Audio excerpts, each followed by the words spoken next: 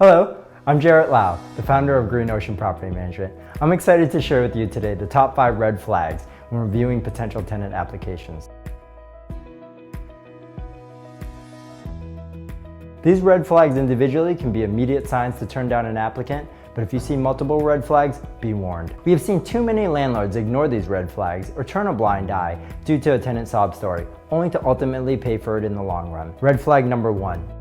Immediate move-ins. Most people plan in advance when moving into a house. Someone looking to move into your house immediately might sound great and be really tempting, as your property might be vacant, but you want to be cautious of immediate move-ins, as it could be the result of an eviction, bad landlord relationships, or not being able to be approved anywhere else. Red flag number 2. Tons of move-in contingency. Tenant-landlord relationships should start off on the right foot. When you have a tenant asking, or worse yet, demanding for repairs, renovations, or other contingencies before they move in, this is going to be an indicator of the type of tenant they will be. Imagine a tenant who complains about minor scratches, repairs, or asking for tons of things. Think about how needy they might actually be when they move in. Red flag number 3. No social security number or credit report, or no cosigners.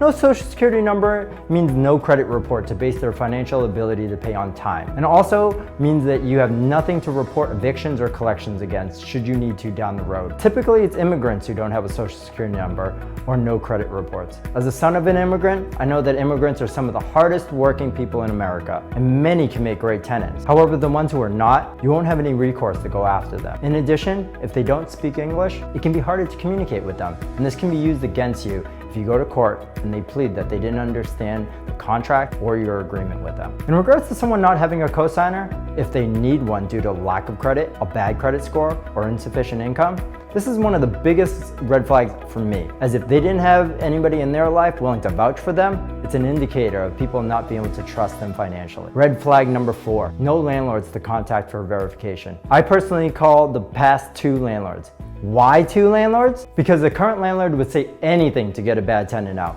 A previous landlord will tell the truth. However, my red flag comes from the tenants who won't provide any landlords to contact. Of course, if you're dealing with new renters, it might not be possible. But if someone is renting currently, they should be able to provide a valid landlord to speak to. You're going to also want to double check the owner name of the person against the registry of deeds to confirm that they do in fact own the property. Lastly, red flag number 5, not willing or able to do an interview.